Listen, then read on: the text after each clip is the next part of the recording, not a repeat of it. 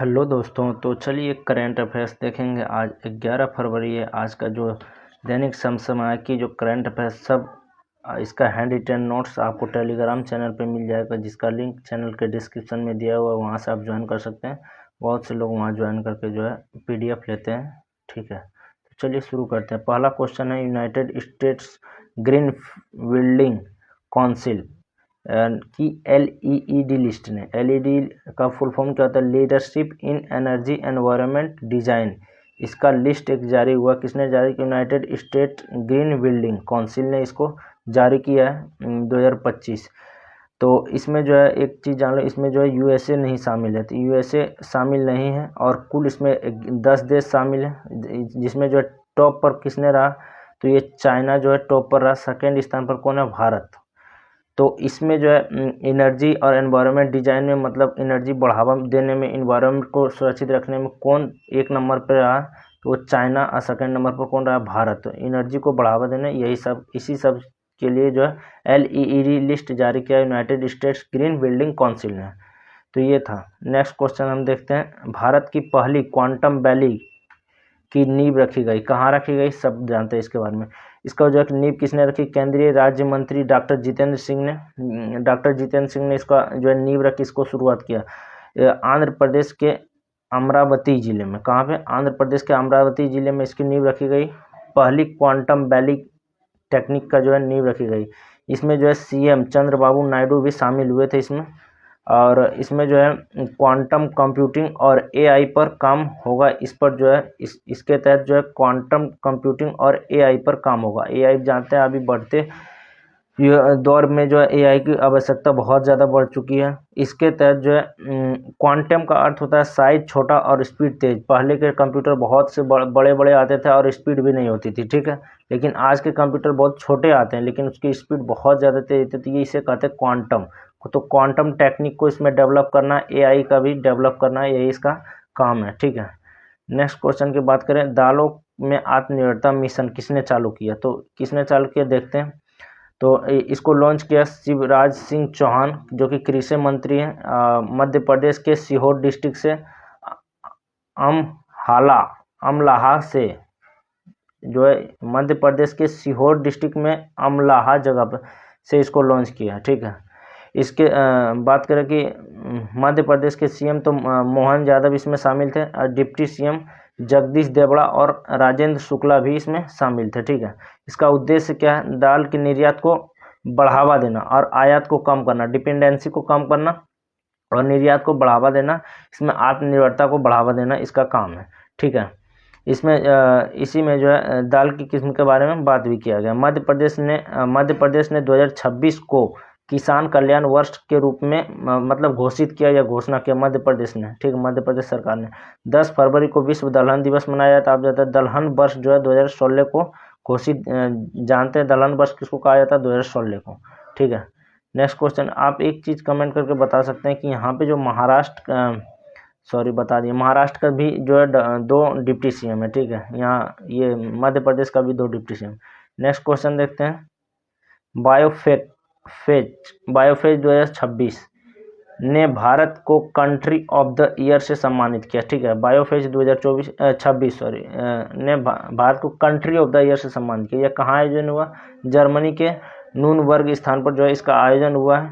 इसमें जो जोर दिया गया हुआ ऑर्गेनिक प्रोडक्ट को बढ़ावा दिया गया है, ठीक है। जैविक उत्पाद जो कि आप देखते हैं जिससे जो है जैविक उत्पाद इसमें जो है बढ़ावा, इसके लिए जो है मतलब वहाँ पे जो एक दुकान लगाएगा। और कौन लगाएगा? वो अपेडा ने दुकान लगाया।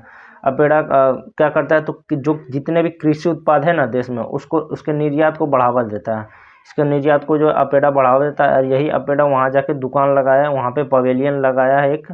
और कहाँ पे? जर्मनी के नूनबर्ग स्थान पे, जहाँ पे बायोफेज 2026 का आयोजन हो रहा है। जैविक उत्पाद का विश्व का सबसे बड़ा व्यापार मेला इसको कहा जाता है, बायोफेज 2026 को, ठीक है। बायोफेज मेला को जो है जैविक उत्पाद का विश्व का सबसे बड़ा व्यापार मेला होता है, ठीक है। इसमें जो है कितने हमारे जो अपेडा हैं, हमारे इंडियन से जो है अपेडा के जो दुकान वहाँ पे लगा, वहाँ पे 20+ राज्यों के उत्पाद शामिल है उसमें, ठीक है। हाल ही में जानते हैं इंडिया और यूरोपियन यूनियन के बीच एक FTA हुआ जिसको मदर ऑफ द डील कहते हैं, FTA हुआ। और नेक्स्ट क्वेश्चन की बात करें, दिल्ली में पहली ब्रिक्स शेरपा मीटिंग का आयोजन हुआ। शेरपा मीटिंग का आयोजन हुआ दिल्ली में, पहली ब्रिक्स शेरपा मीटिंग का आयोजन ब्रिक्स 2026। इसकी थीम क्या है? Building for sustainability, cooperation, innovation and resilience. ये जो है इसका थीम है, इसका हिंदी थीम भी बताएंगे। ब्रिक्स 2026 जो है होस्ट जो रहा इंडिया इसका होस्ट रहा। भारत का शेरपा, इसमें सब देश अपना अपना शेरपा यानी एक तो होता है पहले उसका मतलब PM शामिल होता है, PM, और PM के साथ एक और आदमी जाता है, उसको कहते हैं शेरपा। वो क्या करता है ना, भारत का वैसे इस बार तो ब्रिक्स का आयोजन भारत में हुआ, तो इसलिए इसके साथ जो जाता है, जो भारत के बारे में इंफॉर्मेशन रखता है, उसको कहते हैं शेरपा। ठीक है, तो भारत का शेरपा जो है वह कौन रहा? सुधाकर दलेला, जो इस बार का भारत का शेरपा रहा सुधाकर दलेला। बात करें ब्रिक्स की, तो ब्रिक्स 2001 में ब्रिक्स की संकल्पना जो है जिम ओ'नील ने 2001 में रखी थी, सोची थी इसके बारे में। तो और फर्स्ट बैठक 2009 में हुई थी इसका यकीनतवर्ग रूस में, इस समय नाम था BRIC। इसमें साउथ अफ्रीका शामिल नहीं था। जबकि सेकेंड जब बैठक 2010 में हुई थी जोहान्सबर्ग में, उन्होंने साउथ अफ्रीका भी इसमें शामिल हुआ, तो नाम पड़ गया देश। अभी लेटेस्ट मेंबर जो है इंडोनेशिया है, 10वां मेंबर है। 2025 में बैठक ब्राज़ील में हुआ, 26 में भारत में हुआ। नेक्स्ट क्वेश्चन की बात करें तो अच्छा, उसका हिंदी थीम जो है लचीलापन, नवाचार, सहयोग तथा स्थिरता के लिए बिल्डिंग करना। ठीक है, यही उसका थीम है। नेक्स्ट क्वेश्चन की बात करें, लोकसभा, ये इम्पोर्टेंट, लोकसभा स्पीकर ओम बिरला के खिलाफ अविश्वास प्रस्ताव का नोटिस दिया गया। ठीक है, यह आप जानते हैं कि संसद में 3 सत्र होता है, बजट, मानसून और शीतकालीन। अभी बजट सत्र चल रहा है, तो ओम बिरला और राहुल गांधी जो कि विपक्षी दल के नेता है, दोनों के बीच बहस चल रही है। और मतलब राहुल गांधी का कहना है कि हम जो है पब्लिक के महत्वपूर्ण मुद्दे के बारे में बोलते हैं तो हमारा माइक बंद कर देता है और हमें बोलने नहीं देता है। लेकिन ओम बिरला कहते हैं कि जो एक बुक के बारे में, 4 स्टार ऑफ डेस्टिनी के बारे में जो है राहुल गांधी बोलते हैं, तो ओम बिरला बोलते हैं इस बुक के बारे में चर्चा नहीं कर सकते हैं, इस तरह। तो इस तरह जो है ओम बिरला के ऊपर पक्षपात का आरोप लगा दिया गया। इनका कहना है कि इसमें सत्ता पक्ष को लोग को बोलने के लिए ज़्यादा टाइम देता है और विपक्षी दल के नेता को नहीं बोलने देता है। और यह जो अविश्वास प्रस्ताव जो लाया गया वह 94C के तहत, आर्टिकल 94C के तहत लाया गया। इंडिया में इससे पहले 3 बार इससे पहले जो है एक स्पीकर के ऊपर जो है अविश्वास प्रस्ताव लाया गया, लेकिन किसी पास नहीं हुआ है। ठीक है, और अगर अविश्वास प्रस्ताव पास होता है तो स्पीकर को वहाँ पे रिजाइन करना पड़ता है। इसमें पहली बार जो अविश्वास प्रस्ताव पास किया गया था वह गणेश वासुदेव मावलंकर के लिए 1954 में किया गया था। ठीक है, 14 या इसमें होता है क्या, 14 दिन पहले इसको नोटिस दे दिया जाता है। 50 MPs का सिग्नेचर चाहिए, बस उसके बाद और विश्वास प्रस्ताव जो है शुरू हो जाता है।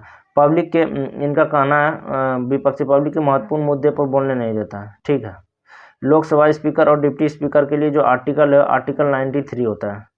नेक्स्ट क्वेश्चन की बात करें,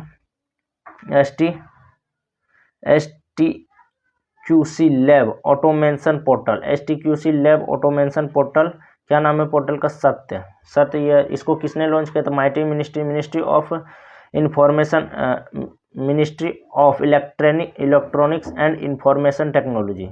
इसका हिंदी में नाम हो गया इलेक्ट्रॉनिक एंड और सूचना तकनीकी मंत्रालय। ठीक है, इसमें जो माइटी मिनिस्ट्री ने लॉन्च किया, इसका कहना है कि शासन जो होता है ना, शासन केवल सरकारी नीति बनाना ही नहीं होता। शासन केवल सरकारी नीति बनाना नहीं होता, बल्कि उस शासन में जो है बेहतर सार्वजनिक सेवा देना, उसको आसानी से उपलब्ध कराना और पारदर्शिता के साथ, और अगर कोई गड़बड़ हो तो जवाबदेही के साथ उपलब्ध कराना ही जो है शासन कहलाता है। इसीलिए इन्होंने सत्य पोर्टल को लॉन्च किया है। इस पोर्टल के थ्रू जो है सरकारी सेवा को एक ही पोर्टल पर लाना, यही उसका उद्देश्य है। जो STQC का उसका हिंदी में जो फुल फॉर्म होता है मानकीकरण, परीक्षण, गुणवत्ता और प्रमाणन। ठीक है,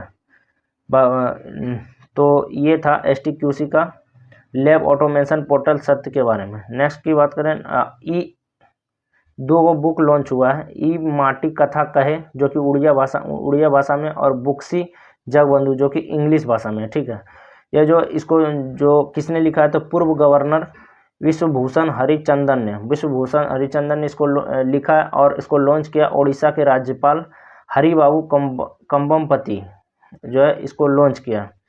बुक्सी जगबंधु की बात करें तो बुक्सी जगबंधु एक फ्रीडम फाइटर थे जो कि पाइका विद्रोह में उड़ीसा में हुआ था, उसमें ये एक फ्रीडम फाइटर थे। पाइका विद्रोह की बात करें 1817 में हुआ था, ये इंग्लिश में लिखा गया। ई मार्टी कथा का एक, तो यह जो उड़ीसा के लोकतंत्र और उसकी पहचान के बारे में जिक्र करता है। तो ये दोनों बुक्स उन्होंने लिखा है।